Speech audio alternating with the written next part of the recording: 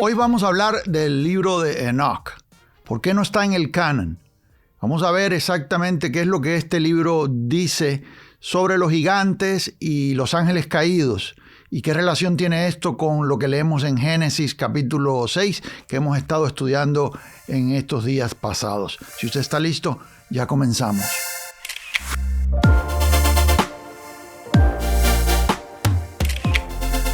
Es una bendición estar juntos de nuevo, listos para estudiar la palabra de Dios, y quiero dar la bienvenida a todos los que se conectan con nosotros desde cualquier lugar de nuestra amada América Latina. Es bendición estar aquí con ustedes cada jueves estudiando la palabra de Dios. Si usted es nuevo en la comunidad, si es primera vez que está con nosotros, déjenos saber para darle la bienvenida correctamente. Hoy vamos a estar hablando de Enoch, exactamente del libro de Enoch. En sesiones pasadas yo estuve mencionando el libro de Enoch acá en la serie Gigantes y Ángeles Caídos. Lo que yo voy a hablar hoy viene a unir y a respaldar muchas de las cosas que hemos estado hablando. Claro que el libro de Enoch es un libro apócrifo, no es un libro que está dentro del canon, y yo voy a explicar todo esto, pero voy a explicar por qué razón lo leo y por qué razón voy y estudio ese texto que no está dentro del canon, vuelvo a repetir, y por qué es importante para nosotros. Todo esto es parte de la serie Gigantes y Ángeles Caídos que hemos estado estudiando en semanas pasadas. Y si usted tiene tiempo, cuando yo termine hoy, yo le invito a que usted vaya y revise los otros estudios que son parte de esta serie. Yo le voy a dejar la información ahí en la descripción, porque una vez que usted toma todos los videos, todos los estudios, e inclusive usted tiene tiempo para descargar las guías de estudios y leerlas, que son cortas en realidad, usted entonces tiene una idea completa, redondeada de todo el tema.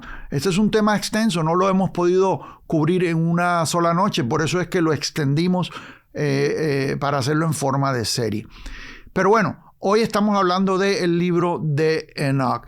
Si usted no lo ha hecho, recuerde descargar la guía de estudio, y ahí están todas mis notas, están los textos bíblicos y más recursos que pueden ser de edificación para su vida, muchos recursos gratis que usted va a encontrar ahí en la guía de estudio, y la guía de estudio es gratis también.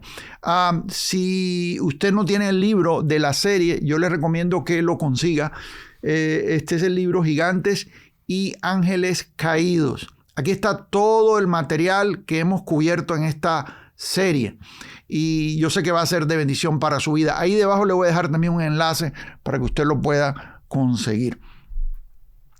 Enoch, ¿quién es Enoch? Para comenzar, ¿qué es el libro de Enoch?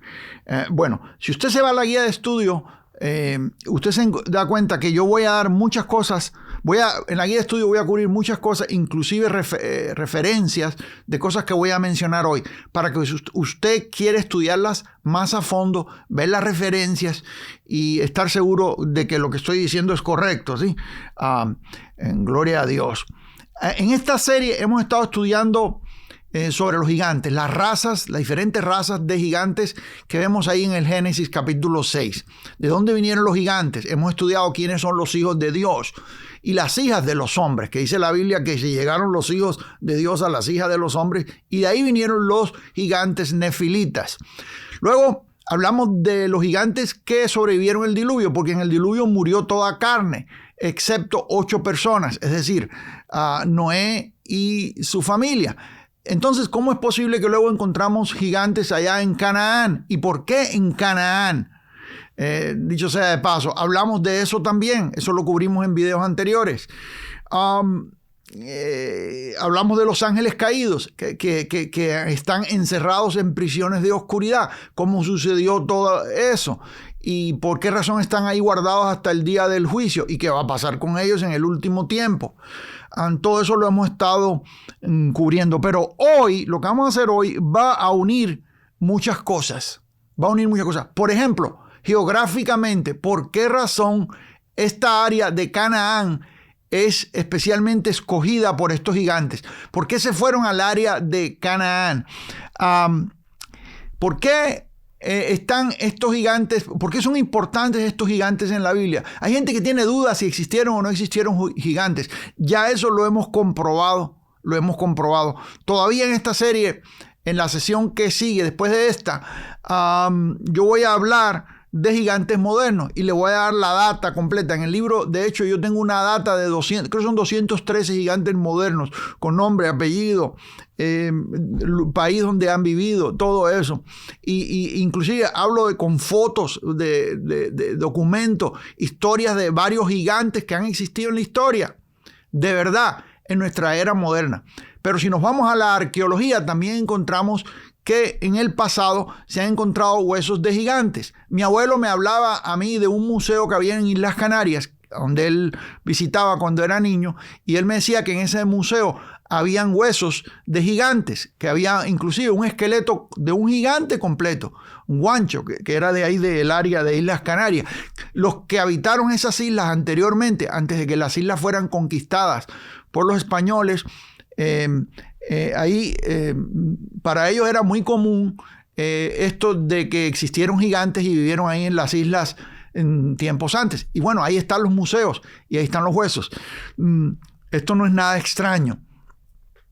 Nuestra meta, nuestro objetivo en esta serie bíblica ha sido estudiar a profundidad el porqué de estos gigantes y por qué Dios quiso exterminarlos y por qué vinieron las guerras.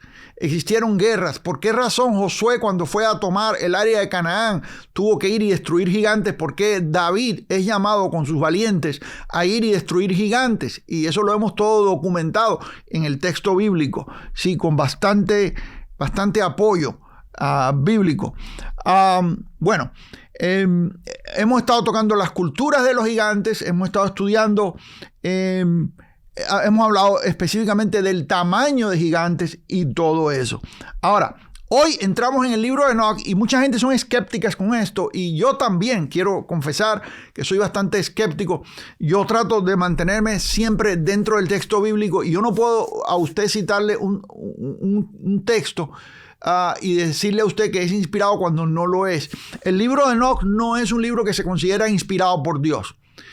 No pasó las reglas del canon. Yo hablo de las reglas del canon en detalles. En los estudios de teología, por ejemplo, en bibliología, la doctrina de la palabra de Dios. En este libro yo hablo de las reglas del canon. ¿Qué es lo que califica a un libro para estar dentro del canon? ¿Cuáles son las características que tiene que tener un libro para que pueda ser aceptado como un libro inspirado por Dios?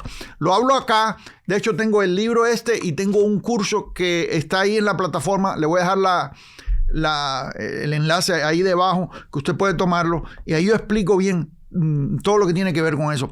Yo soy celoso, pudiera decir, de la inspiración, de la doctrina de la inspiración bíblica. La palabra de Dios es inspirada, es infalible y no tiene errores en los originales. No tiene errores. En las traducciones, bueno, los seres humanos a veces no han traducido correctamente una que otra palabra.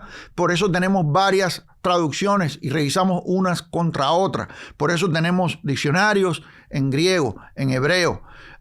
Y tratamos de estudiar lo más que podemos esto, sobre todo el griego koiné, que es donde encontramos la mayor parte del Nuevo Testamento, con algunas frases de hebraísmos y cosas de la era que ahí están también. Pero bueno, hoy no estoy hablando de eso, hoy estamos hablando del libro de Enoch, y para empezar debo decirle que el libro no es inspirado.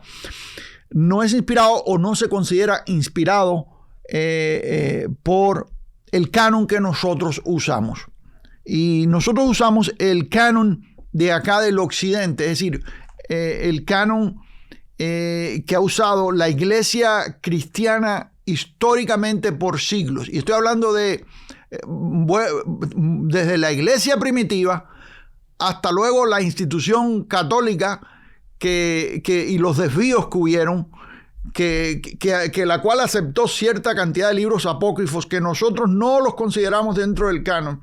Y luego vamos a la iglesia protestante y lo que los reformadores consideraron que estaba o no debía estar dentro del canon. El conjunto de todo esto nos da a nosotros entonces claramente los parámetros para poder estar seguro de lo que debe estar y no debe estar dentro del canon. Entonces, el libro de Enoc es un libro apócrifo, no es reconocido o como inspirado por Dios, por lo que no forma parte del canon bíblico que nosotros tenemos. Como le dije anteriormente, hablo extensamente de las reglas del canon aquí en el libro de bibliología. Sin embargo, forma parte del canon de la Biblia de la Iglesia Ortodoxa de Etiopía. Los etíopes lo incluyeron en el canon y desde el principio de la historia de la iglesia ya lo tenían dentro del canon. Si usted se da cuenta, ahí en el libro de los Hechos usted ve el evento del etíope y Felipe, se recuerda, y que este etíope creyó en el Señor Jesucristo y fue bautizado por Felipe en las aguas que estaban ahí al lado del camino. Y bueno, esa es una de las indicaciones que nosotros tenemos de que en Etiopía ya había una iglesia cristiana desde edad temprana. ¿Sí? La iglesia ortodoxa de Etiopía lo considera como un libro inspirado.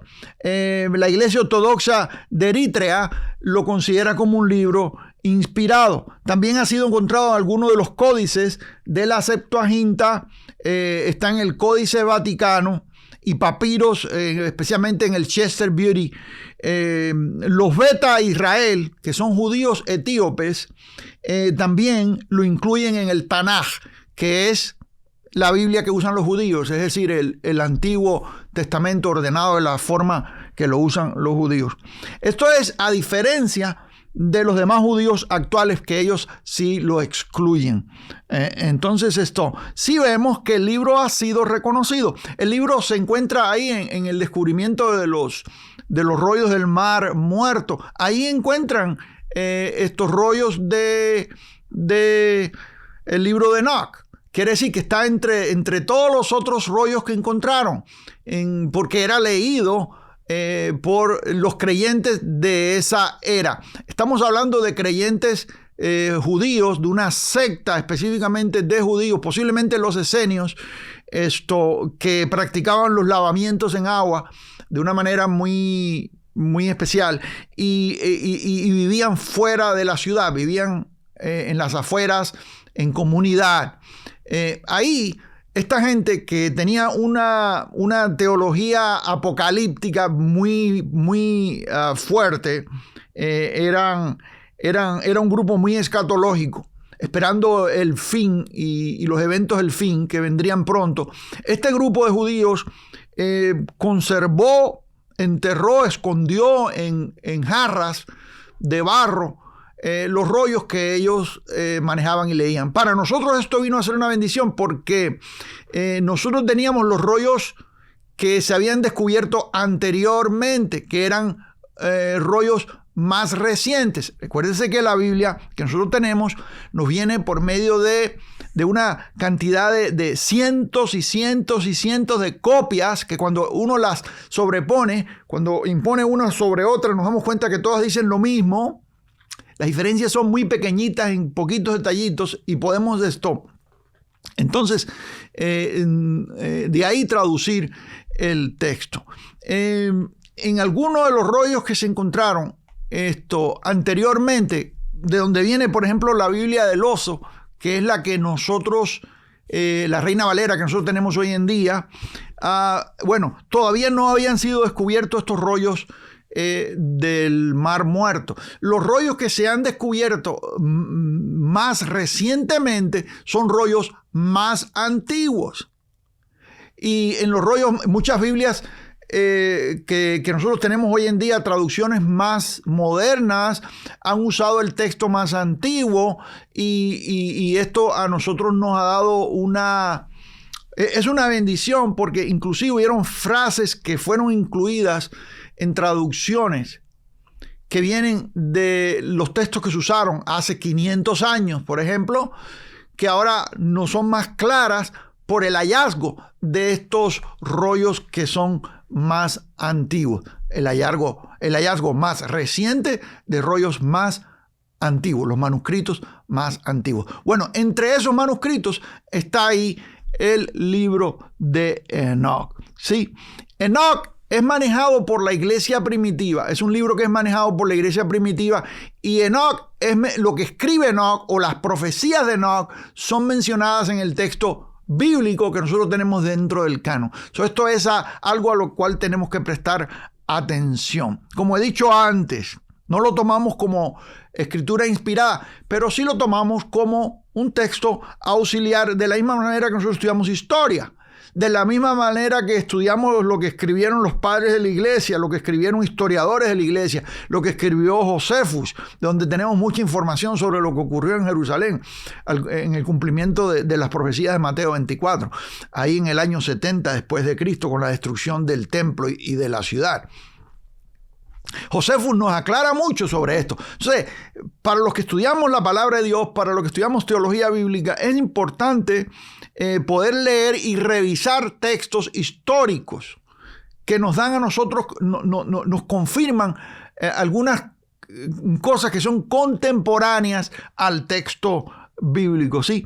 Entonces, bueno, la primera parte del libro de Enoch, y vamos a comenzar por Enoch, los gigantes y los hijos de Dios. ¿Se acuerda que yo le leí a usted, y lo voy a hacer otra vez, lo hice en sesiones anteriores, sobre los hijos de Dios que se llegaron a las hijas de los hombres en el Génesis 6? Yo creo que es importante que leamos el Génesis 6, por lo menos unos 4 o 5 versículos, para entonces nosotros, cuando empecemos a ver lo que dice Enoch, podamos darnos cuenta de el paralelismo que existe. En el capítulo 6 de Génesis, yo lo voy a leer ahora en la Reina Valera 1960, dice: aconteció que cuando comenzaron los hombres a multiplicarse sobre la faz de la tierra, dice, y les nacieron hijas, y viendo los hijos de Dios, ahí está la mención de los hijos de Dios, que las hijas de los hombres eran hermosas, tomaron para sí mujeres, escogiendo entre todas. Y dijo Jehová: no contenderá mi espíritu con el hombre para siempre, porque ciertamente él es carne, mas serán sus días 120 años. Verso 4. Habían gigantes en la tierra en aquellos días y también después que se llegaron los hijos de Dios a las hijas de los hombres y les engendraron hijos. Estos fueron los valientes que desde la antigüedad fueron varones de renombre. Leí hasta el versículo 4. Si usted lee un poco más, usted se da cuenta, dice la palabra, que vio el Señor o vio Jehová que la maldad de los hombres era mucha en la tierra y que todo designio de los pensamientos del hombre, del corazón de ellos, dice, era de continuo solamente el mal. Y se arrepintió Jehová de haber hecho hombre en la tierra y le dolió en su corazón.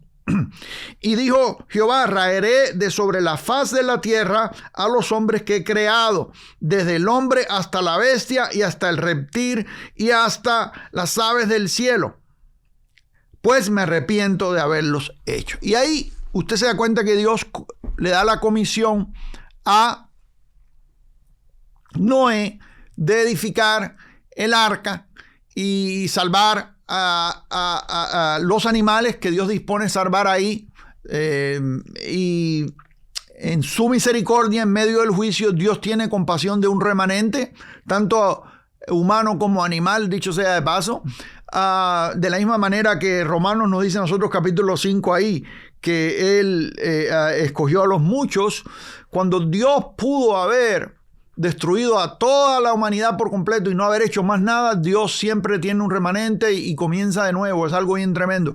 Y ahí nosotros vemos manifestada la misericordia de Dios. Bueno, después que todos los gigantes mueren en el diluvio, con toda la población que muere en el diluvio, y ya la tierra estaba bien poblada, dicho sea de paso, nosotros vemos que luego, y esto lo estudiamos en la sesión, me parece que es la anterior, de los descendientes de Cam, uno de los hijos de Noé, el cual es maldecido porque vio la desnudez de su padre, fueron a habitar a la tierra de Canaán. Es decir, Canaán desciende de Can, hijo de Noé.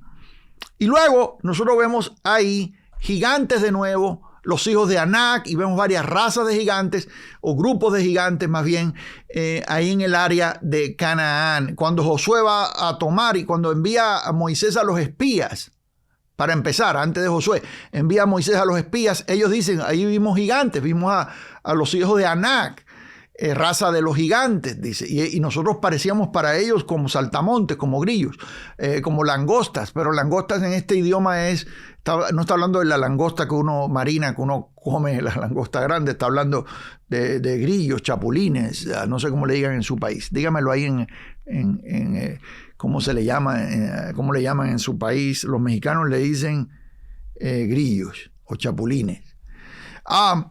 Bueno, que son langostinos. Que era lo que comía Juan el Bautista más adelante, dicho sea de paso. Bueno, entonces en el libro de Enoc, el libro de Enoc nos describe la caída de lo que le llama los vigilantes. Ahora, nosotros leímos aquí en el Génesis sobre los hijos de Dios. ¿Quiénes son los hijos de Dios? Como le dije anteriormente, los hijos de Dios en esta frase no significa los que han nacido de nuevo, los que conocen al Señor. Eso es Nuevo Testamento, amados. Eso es Nuevo Pacto. Aquí estamos en el Génesis. Aquí la frase los hijos de Dios en el hebreo, que se repite en varios lugares en los textos antiguos, y siempre se refiere a ángeles. Ahí en Job dice, vinieron los hijos de Dios, y entre ellos venía Satanás, ahí delante del trono de Dios. Lo dice 2 veces. Vinieron los hijos de Dios, se presentaron los hijos de Dios, y entre ellos venía Satanás. Eran ángeles. Satanás es un ángel caído. ¿Sí? Pero es un ángel. También ahí en Job leímos que cuando Dios creaba la tierra, cuando le daba forma, los hijos de Dios estaban ahí observando la creación. Quiere decir que ellos habían sido creados antes que la tierra hubiese sido creada. Lo que nos dice a nosotros que no son humanos. No son humanos, porque los humanos son creados dentro de los días que nos describe el Génesis. Sí, pero cuando Dios estaba midiendo, dándole medidas, estaba creando la tierra, ya ellos habían sido creados. Es una creación angélica que existe desde antes, los hijos de Dios. Cuando llegaron los hijos de Dios y tuvieron relaciones sexuales, como le dice la Nueva Traducción Viviente, tuvieron relaciones sexuales con las hijas de los hombres, dice con las mujeres de este mundo, con mujeres.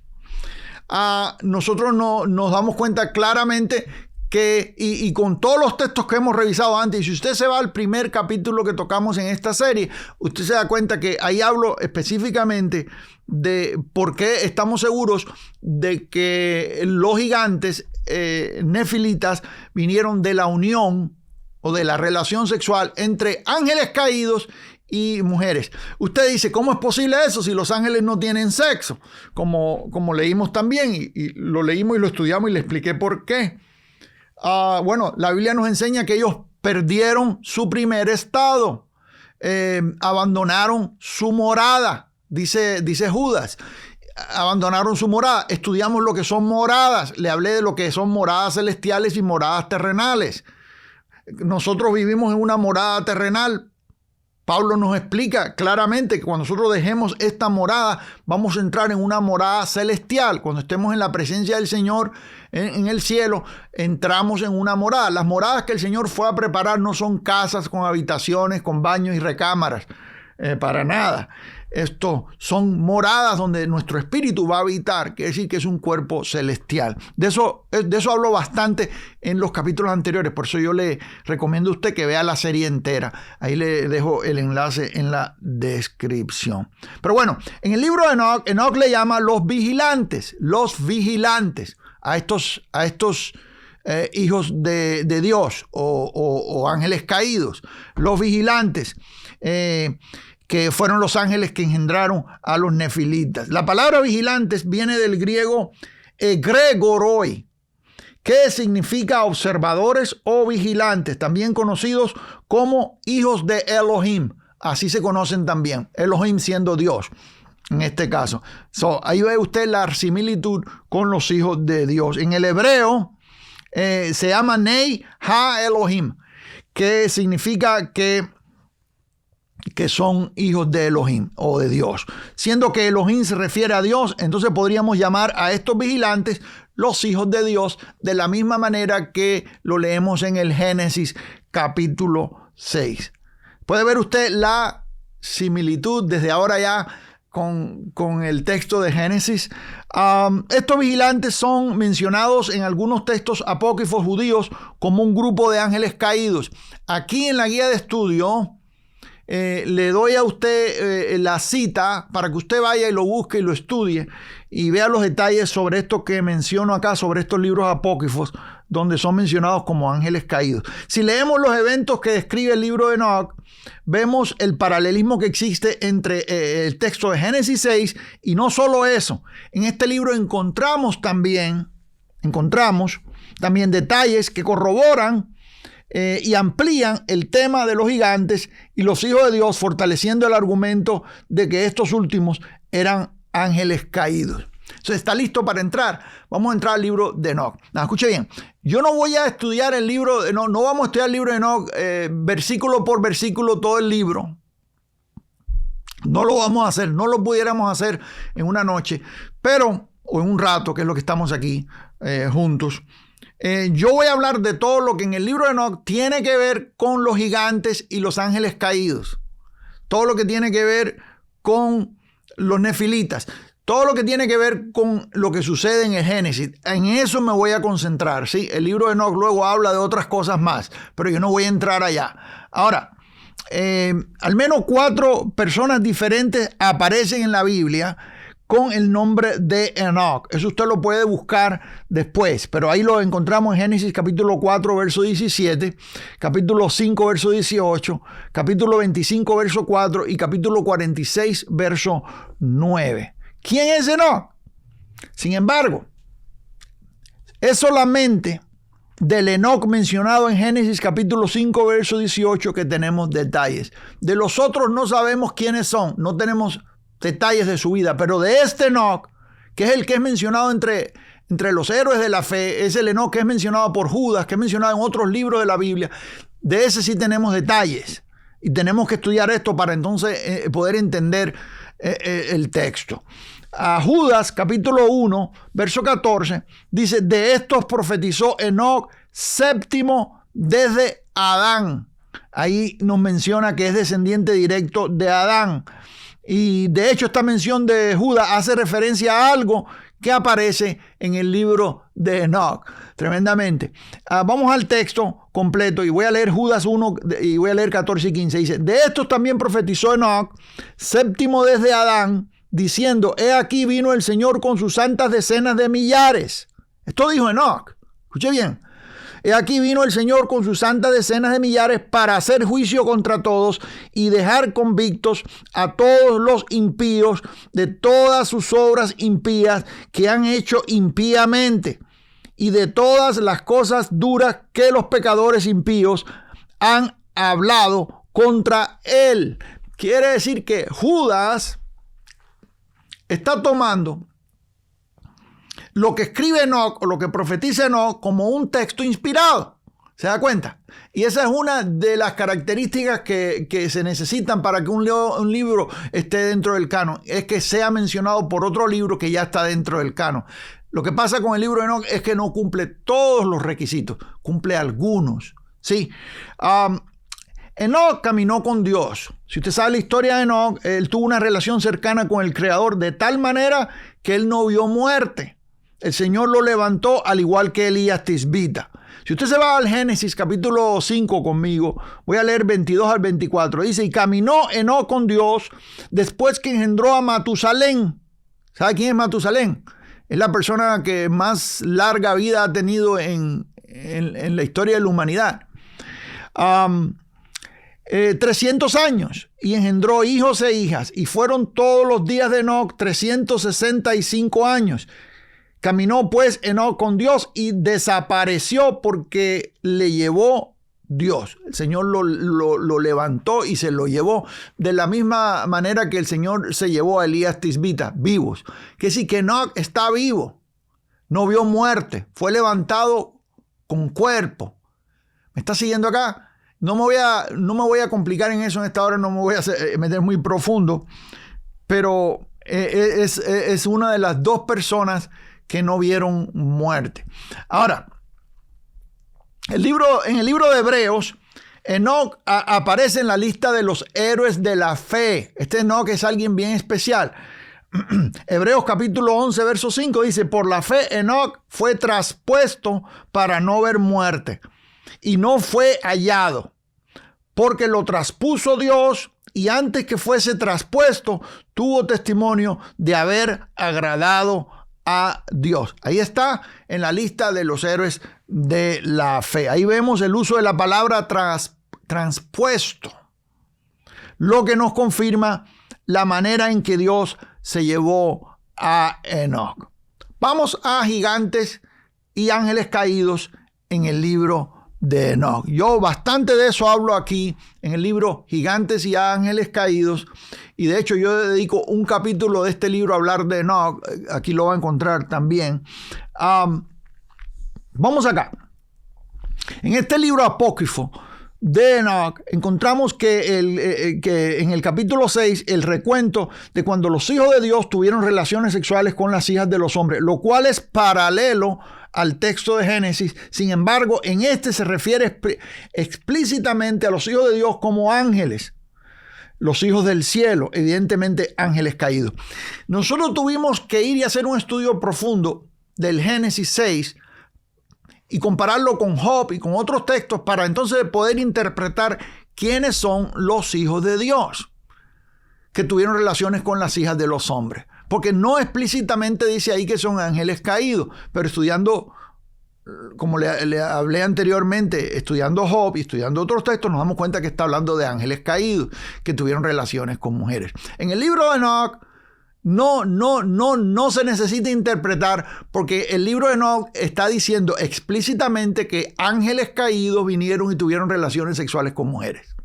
Lo dice abiertamente, lo cual es una evidencia más o una prueba más de lo que hemos dicho anteriormente. Si leemos en el capítulo 6, verso 1 y 2, ahí en Enoc, dice: y sucedió que cuando los hijos de los hombres se multiplicaron, en aquellos días les nacieron hijas hermosas y hermosas, así dice el texto. Y los ángeles y los hijos del cielo, le llaman los hijos del cielo, las vieron y las desearon. Aquí dice que los ángeles desearon a las mujeres. Y se dijeron unos a otros: venid, escogámonos, dice escogámonos, porque es un español antiguo quien tradujo esto, esposas de entre los hijos de los hombres, y engendremos hijos. Ahí está. Ángeles desearon a mujeres, vinieron y, mire, yo dedico una noche acá, ya la pasamos, donde yo hablo por qué razón es posible que un ángel que abandonó su morada celestial, su cuerpo celestial, y perdió su primer estado, caído en tierra, puede tener relaciones con mujer, en este caso. Y eso lo probamos ahí. En el versículo 6 dice que fueron en total 200 ángeles y que estos descendieron en la cumbre del monte Hermón. Enoc nos dice específicamente que los ángeles que descendieron, no dice que fueron echados a tierra, como en el juicio de Satanás. No dice que fueron echados a tierra, dice que descendieron. Esto es algo muy tremendo. 200 de ellos descendieron 200 ángeles descendieron sobre el monte Hermón. Y esto es un lugar geográfico que luego lo vamos a ver aquí en la escritura, y vamos a ver la presencia de gigantes todavía en ese lugar después del diluvio. Cosa tremenda. Ya yo le expliqué a usted por dónde se colaron, por dónde se metieron, cómo es que los ángeles pasaron la línea, pudieron la línea extenderse por vía de una de las esposas de los hijos de Noé, que es decir, la esposa de Cam, que luego se fueron a habitar a Canaán. Sí, en Deuteronomio capítulo 4, verso 48, notamos que el monte Hermón es el mismo monte de Sión. El mismo monte Sión. Es importante señalar que en la toma de Canaán, que era tierra de gigantes, este monte Hermón es mencionado. Vamos a ver lo que la Biblia dice de este monte Hermón, que menciona Enoc. Vamos a ver lo que dice la Biblia. Sí, Josué capítulo 12, verso 1, dice, estos son los reyes de la tierra que los hijos de Israel derrotaron y cuya tierra poseyeron al otro lado del Jordán, hacia donde nace el sol, desde el arroyo de Amón hasta el monte Hermón y todo el Arabá al oriente. Quiere decir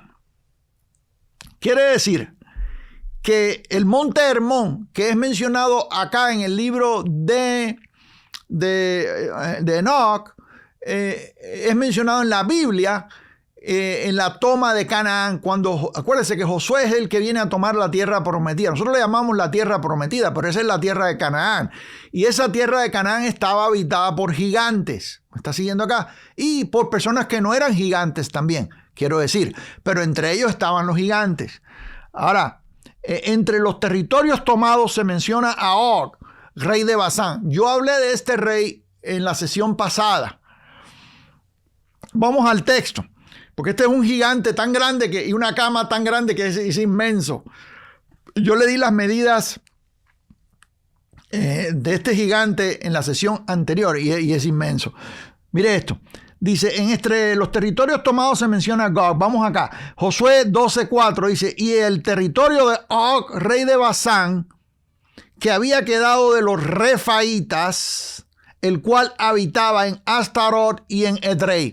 Él era el único de ese grupo de refaitas, que son gigantes también, que había quedado vivo y era un rey. Este Og, rey de Basán, era un gigante, como lo habíamos mencionado antes en otro capítulo. Vamos a ir al texto otra vez, Deuteronomio capítulo 3, verso 11. Lo voy a leer en la Reina Valera 1960. Dice, porque únicamente Og, rey de Basán, había quedado del resto de los gigantes. Aquí nos dice claramente que este Og era gigante. Había quedado el resto de los gigantes. Su cama, una cama de hierro, no está en Rabá de los hijos de Amón. La longitud de ella es de 9 codos y su anchura de 4 codos, según el codo de un hombre, que viene siendo aproximadamente 45 centímetros o casi medio metro. Quiere decir que si la longitud son 9 codos, estamos hablando, si fueran 8 codos son 4 metros. 9 son 4 metros y medio. Una persona que tiene 4 metros y medio de altura, hermano, hoy en día un hombre que tenga 2 metros de altura es una persona bien alta. Los encontramos en la liga de básquetbol, que ahí hay algunos que tienen 5, 6, 8, algunos hasta han habido de 7 pies de altura. Imagínese usted alguien que tiene el doble de tamaño de alguien que tiene 2 metros y algo. Quiere decir 2 metros y medio. Es un basquetbolista de esos gigantes, el doble de tamaño. ¿Me está siguiendo acá? Es una persona el doble de mi estatura y un poco más. Es increíble. ¿Ha visto usted a alguien así en la tierra? Bueno, en el capítulo que sigue yo voy a hablar de gigantes modernos con fotos y todo. Pero bueno.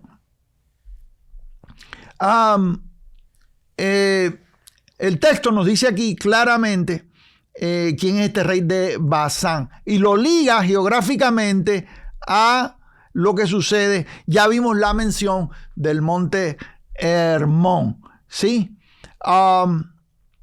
Entonces podemos ver que este monte Hermón que se menciona en el libro de Enoc, sobre el cual descendieron 200 gigantes, 200 ángeles, para tener relaciones con mujeres terrenales. Este es el territorio donde luego encontramos a este Og, rey de Basán, el cual era un gigante. Esto está en el territorio, está dentro del territorio donde luego encontramos a este gigante. Quiere decir que en Hebrón, donde dice Enoc, el monte Hebrón, Hermón, donde dice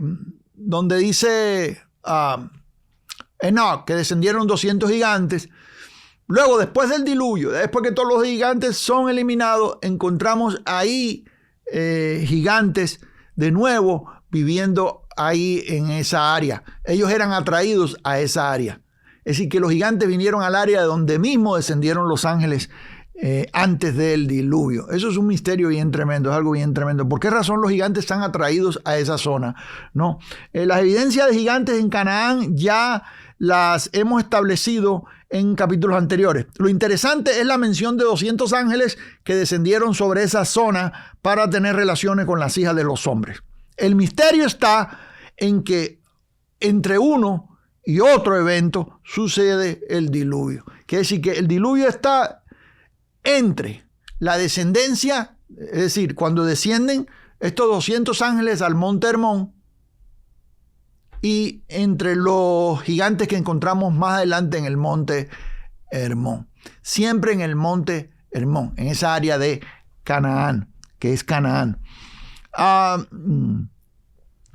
Entonces, ¿cómo es que hay gigantes en el mismo territorio muchos años después si el diluvio los destruyó a todos? Eso se lo hablo en el video anterior. Ya se lo expliqué. Cómo es que se metieron los gigantes, cómo el gen ese de gigante pudo traspasar el diluvio.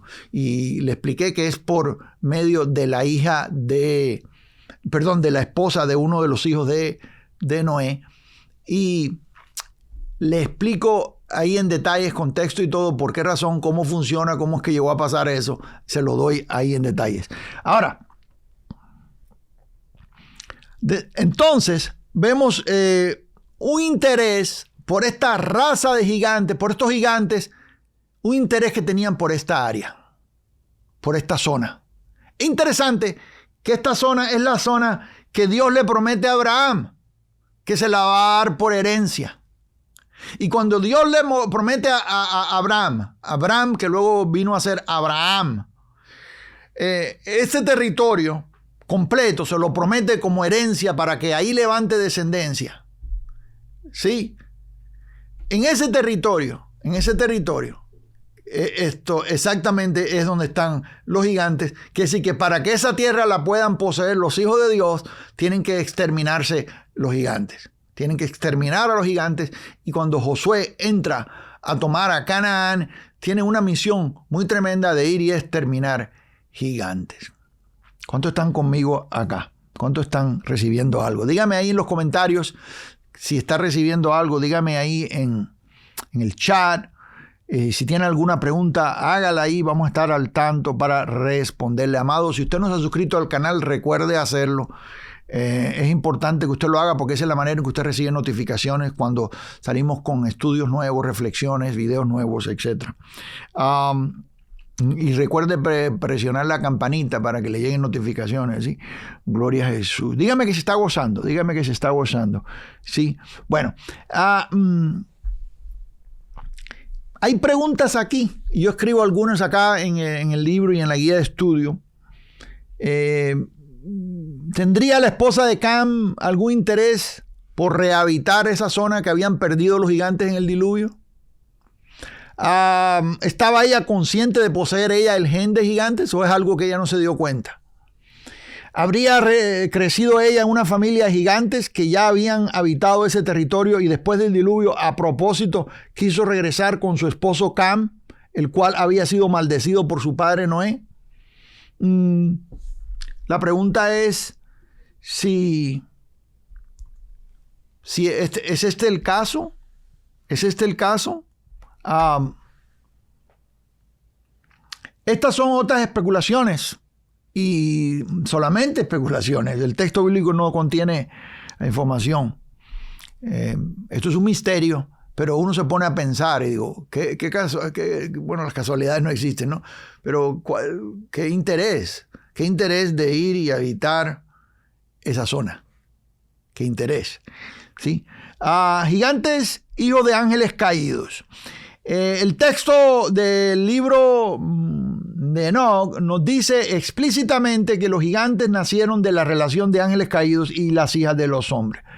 En el capítulo 7 del libro de Enoch vemos algo muy interesante. Acuérdense el texto que le leí al principio de este estudio hoy. Génesis capítulo 6. Manténgalo en mente. Vamos aquí al capítulo 7 del libro de Enoch y vamos a leer verso 1 y 2. Dice, y todos los demás juntamente con ellos tomaron para sí esposas y cada uno escogió para sí una. Y comenzaron a entrar con ellas y a contaminarse con ellas. Y le enseñaron encantos y encantamientos y el corte de raíces y les hizo familiarizarse con las plantas y quedaron embarazadas y dieron a luz grandes gigantes cuya altura era de 3,000 ells. Y esto es una medida que menciona aquí el libro de Enoch, una medida difícil de interpretar verdaderamente. Alguna gente que tiene una opinión, otros tienen otra opinión. Yo prefiero reservarme eso porque no me es muy claro la verdad. No me es muy claro lo que es un ells, no me es muy claro. Pero le voy a decir algo. Por aquí da la medida. Quizás en el futuro hable un poco más de eso, pero hay cosas que hay contradicción en eso de la medida. No quiero confundirle a usted en esta hora. Pero dice que comenzaron a entrar, pero dice que practicaron encantamientos, encantos y encantamientos y corte de raíces y empezaron a familiarizarse con plantas. Esta gente empezó a practicar hechicería, paganismo, ya en esos tiempos, encantamientos, en esos tiempos. Eso le dice a usted y le confirma a usted lo que dice el capítulo 6 de Génesis, de cómo había crecido la maldad en la tierra. Sí, se habían corrompido, dice que se corrompió, toda carne se corrompió la raza humana. Sí. Alguien me preguntó, creo que fue en la sesión anterior, de que si los animales, ¿por qué los animales murieron? ¿Por qué los animales entraron en el juicio? Si en realidad los animales no tienen culpa. Y yo le respondí varias cosas. Usted va a encontrar la respuesta mía ahí en los comentarios de la sesión anterior. Creo que se titula Los gigantes que sobrevivieron el diluvio, se titula. Ahí lo va a encontrar. Yo le respondí ahí con detalles, pero una cosa le puedo decir. Bueno, primero, Dios es un Dios de misericordia. Él pudo exterminar todo lo que creó porque Él es soberano y Él puede hacerlo si Él quiere. Sin embargo, Dios escogió salvar a una cantidad de animales, 2 de cada especie. Y bueno, y una repetición en unos pequeños grupos que eran más de 2.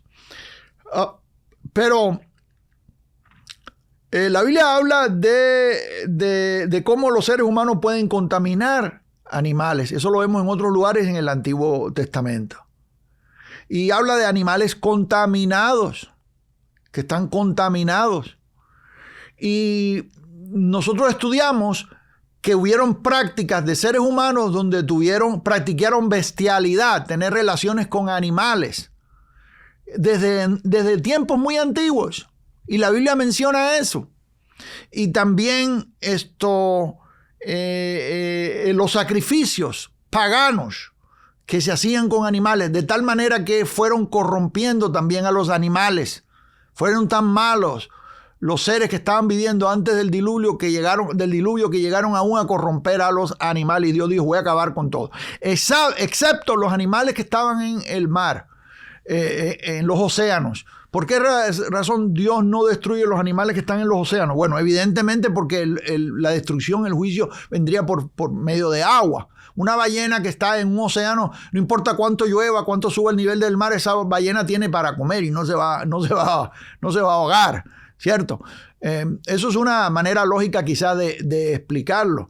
Pero si los animales sabrían de contaminarse, se contaminaron los animales que estaban en tierra, no los que estaban en aguas. Bueno, no voy a extenderme mucho más sobre eso, lo voy a dejar ahí. Váyase a la respuesta que yo le di allá a un hermano en los comentarios del video anterior, y si usted tiene algo que decir, dígalo ahí debajo y yo voy a estar al tanto leyendo su opinión y lo que usted dice para poder responderle. Si usted tiene alguna duda, alguna pregunta sobre lo que yo estoy hablando, háganla en los comentarios, hermanos, ¿sí?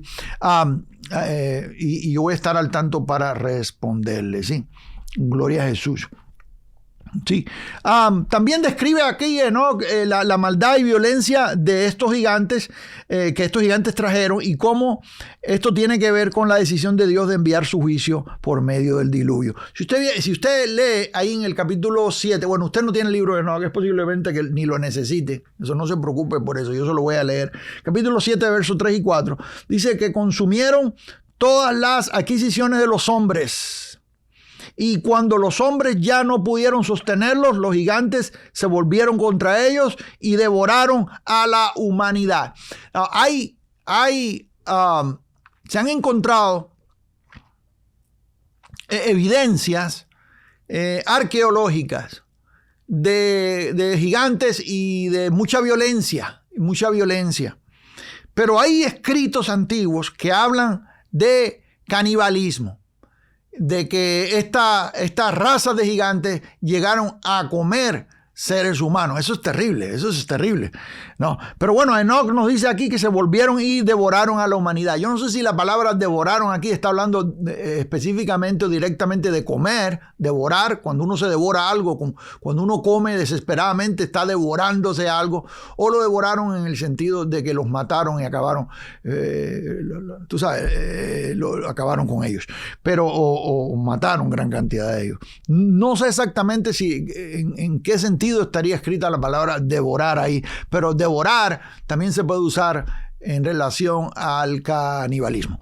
Ahora, el libro de Enoc habla además de la protesta de varios arcángeles que llevaron delante de Dios a causa del pecado y la maldad que estaba sobre la tierra, a lo cual Dios responde enviando un mensajero a Noé para poner en acción los planes de prepararse para escapar el diluvio. Habla de eso Enoc. Y habla de Enoc de la protesta, habla de una cantidad de ángeles que fueron delante de Dios, de arcángeles. Esto es interesante porque menciona nombres. Nosotros en nuestra Biblia, en nuestro canon, reconocemos como arcángel solamente a Miguel. Sí, la Iglesia Católica reconoce 3 arcángeles. Ellos reconocen a 7 arcángeles, dicho sea de paso. Pero 3 que son mencionados en nuestro canon, ellos los reconocen como arcángeles. Y es Miguel, también es el ángel Gabriel. De hecho, ellos reconocen a Gabriel como arcángel. Nosotros en la Biblia, en nuestra Biblia, Gabriel no es reconocido como arcángel. Luego ahí reconocen a Rafael y a otros más, son 7 en total. Enoc igual reconoce una cantidad de arcángeles por nombre. Nosotros en nuestro canon, en lo que es reconocido como inspirado por Dios, solamente reconocemos a un arcángel y es Miguel. Nosotros a Gabriel no lo reconocemos como... La Biblia no dice que Gabriel es un arcángel en ningún lugar, no lo dice. Pero sabemos que es un mensajero especial de parte de Dios. También sabemos que tiene alas y sabemos varias cosas. Pero no todos los ángeles tienen alas. Es un grupo de ángeles solamente que tienen alas. Hay ángeles que tienen 3 pares de alas. La Biblia lo menciona.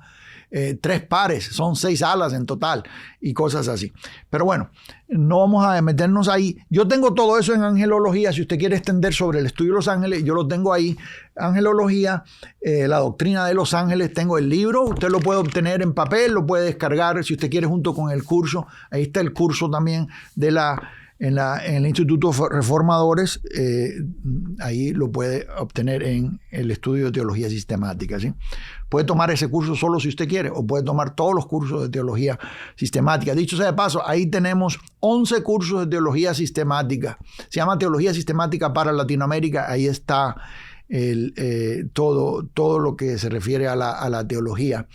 Para ustedes que están en el ministerio, que están preparándose para servir a Dios, y quieren abundar en el conocimiento, o aquellos que han sido llamados y quieren prepararse para servir a Dios, usted necesita prepararse y conocer los textos bíblicos, necesita conocer más a Dios, y eso se conoce por medio del estudio, ¿sí? Ahí tenemos el Instituto Reformadores con todo lo que usted necesita para prepararse. También tenemos cursos para liderazgo, conferencias para el pastorado y muchas cosas, mucho material. Ahí le dejo debajo los enlaces en la descripción. Entonces, vemos que de acuerdo a Enoc, arcángeles van y protestan delante de Dios y le dicen: ¿qué es lo que está pasando? Mira lo que ha sucedido con la creación, hay corrupción, está pasando esto. Y Dios entonces comienza a preparar los planes para el diluvio. Aquí en el Génesis capítulo 6 nosotros nos damos cuenta cuando Dios le da el mandato a Noé de preparar el arca, ¿sí? Y dice la Biblia que Después del texto que le leí, que es el verso 7, dice verso 8, pero Noé halló gracia ante los ojos de Jehová. Y luego, estas son las generaciones de Noé. Ahí nos da las generaciones de Noé. ¿Sí? Y el mandato de Dios para que Noé construya el arca, donde se habrían de salvar 8 personas y 2 parejas de cada animal, más unos que repitió también ahí. Y también bueno, Dios dijo, voy a poblar la tierra de nuevo. En inglés decimos repopulate. Se diría en español, yo creo, repoblar la tierra de nuevo. En otras palabras, vamos a regresar al principio otra vez. ¿Sí? Eso es lo que sucede después del juicio. Discrepancias y dudas sobre el texto. No puedo dar todo así sin hablar de las dudas. Y como he dicho antes y repito, el libro de Enoc no está en nuestro canon y no ha sido reconocido como escritura inspirada por Dios. A mí me ayuda, y yo leo mucha literatura que no tiene que ver, que no necesariamente es el texto bíblico. Yo leo bastante historia y leo mucha cosa. Desde niño siempre me ha gustado leer. Siempre ha sido mi interés de chiquito. Abuelo tenía una enciclopedia y yo de niño atrás del patio, allá me acostaba atrás de un árbol a leer la enciclopedia. ¿Se imagina usted? Otros andaban haciendo cosas, jugando allá, y yo estaba leyendo mi enciclopedia. Porque siempre tenía ese hambre por aprender. Siempre lo he tenido. A Dios gracias por su misericordia. Ese hambre. Y yo le he dicho a Dios, no me lo quite, déjame siempre tener hambre por conocer, por aprender. Pero más por conocer los misterios de Dios, las cosas que son espirituales, lo que Pablo le llama conocimiento espiritual. ¿Sí? Y que sea ese nuestro deseo, hermanos, que seamos creyentes, que deseamos crecer. ¿Sí? Pablo le dice a Timoteo, ocúpate de la lectura. Ocúpate de la lectura. Lo manda a leer. ¿Sí? Cosa linda esa. Bueno, discrepancias. Debemos tomarlo como cualquier otra literatura antigua. Quiero aclararle eso para que no anden diciendo, el hermano Pérez dice que no, que está enseñando Enoc como si fuera la Biblia. Ya se desvió porque ahora está usando el libro de Enoc como que es la Biblia y ya el hermano se desvió. No, amados, ya yo le he aclarado a usted varias veces de que el libro no es inspirado por Dios. No es Dios hablándonos. Grábese eso. No es Dios hablándonos. Pero, bueno, podemos tomarlo. Podemos tomarlo como un documento, como una literatura que nos da alguna información que nosotros podemos tener discernimiento y usar lo que podemos usar y lo que no desechar. Algunas cosas, al leer el libro de Enoc, le puedo confesar que no me gustan. Hay algunas cosas que no tienen mucha congruencia. No sé si es que se pierde algo en la traducción. Leí la traducción de Enoc, el libro de Enoc, al español. Leí la traducción del libro de Enoc al inglés para comparar. Y algunas cosas en el inglés me parecen un poquitito borrosas, que quizás se entienden más claras en el español. Algunas cosas en el español que no las entiendo mucho, como que en el inglés la puedo. Eso sí me sirvió revisar las dos traducciones. De hecho, leí una traducción al español antigua y una nueva, y en inglés leí también una traducción muy antigua que tiene varios defectos que pude encontrar en la traducción, defectos gramaticales, y pude encontrar una revisión más nueva con unas correcciones gramaticales. Quiere decir que cuando pongo todo junto, entonces más o menos tengo la idea de lo que está exactamente diciendo el texto. Es difícil traducirlo del hebreo y es obvio que la traducción al castellano tiene graves problemas gramaticales. Eso pude encontrar. Pero, amados, en la Reina Valera 1909 y en la 1960 usted encuentra algunos problemas gramaticales. ¿sí? Que fueron corregidos en traducciones o en versiones más nuevas. Por ejemplo, la Reina Valera 2020, no sé si usted ha oído de la Reina Valera 2020, si ha llegado a sus manos todavía, quizás no, porque la distribución no es tan amplia como la 1960. Pero la 2020, y estuve yo estudiando a los traductores y lo que ellos hablaron y cómo el método que usaron. Me gusta que corrigieron algunas cosas. El uso de punto y coma, por ejemplo, que nosotros tenemos en la Reina Valera 1960, a veces hay un punto y coma y luego empieza con una mayúscula. Y es porque es una Biblia que está traducida texto por texto y ellos fueron al hebreo y vieron que empezaba otra idea, y lo fueron traduciendo así, pero cuando lo vemos gramaticalmente como que es difícil de leer. Sí, en la 2020 hicieron un buen trabajo en eso, verdaderamente, sí. Bueno, en el libro de Enoch vemos este tipo de cosas. Sabemos que vienen de épocas posteriores algunas cosas, posiblemente del siglo II antes de Cristo, del siglo I después de Cristo. No es posible que lo haya escrito el mismo Enoch, es posible que, y esto es lo que sucede, amados, el Génesis lo escribió Moisés, pero lo escribió mucho tiempo después. La tradición fue pasada de generación en generación verbalmente. ¿Me está siguiendo acá? Claro, se mantenía porque los niños tenían que, cuando estudiaban, aprenderse de memoria el texto y pasarlo a sus hijos de memoria. Como usted se aprende una canción y se la pasa a un hijo suyo de memoria y no se cambia el texto. Así se lo aprendían. Por esa razón el texto es exacto. También lo escribían en bastones, en maderas, y a veces lo escribían en barro y cosas así.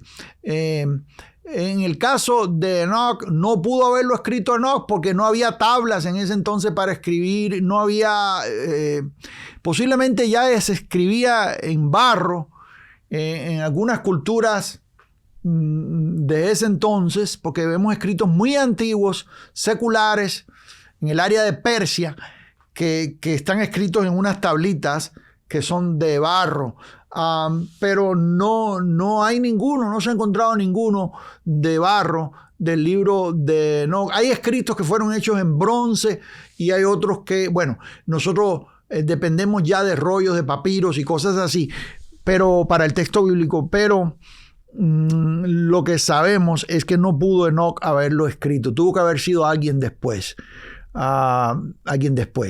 Pero como otra vez, usando el mismo método, de la misma manera que el texto pasó de generación en generación hasta que Moisés lo pudo escribir y fue quien escribió el Pentateuco, ¿sí?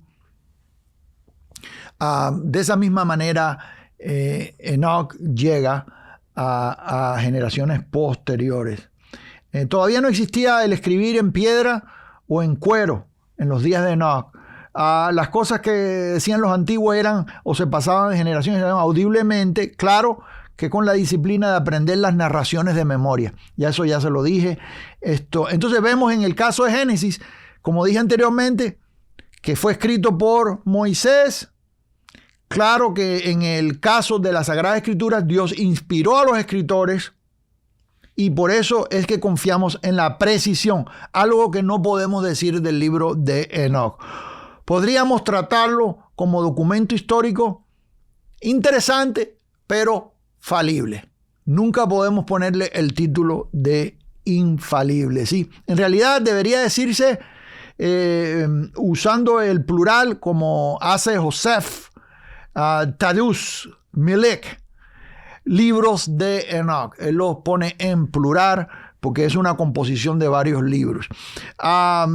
Pues no existe todo un documento de Enoch con distintos libros, Enoch etiópico, griego, eslavo, hebreo, fragmentos coptos, libros de los gigantes, sino que el mismo Enoch etióptico o Enoch 1 o 1 Enoch es un compuesto de otros 5 libros. ¿Sí? Bueno, en la próxima sesión yo voy a estarle hablando a usted de gigantes modernos y le voy a enseñar fotos y le voy a enseñar cierta documentación que va a ser muy interesante. Ahora sí le insto a que vaya y estudie los videos que tienen que ver con la serie completa. Usted los va a encontrar aquí, y cuando nos reunamos la semana que viene ya usted sabe de qué he estado hablando, ¿sí? Bendigo su vida, seguimos adelante.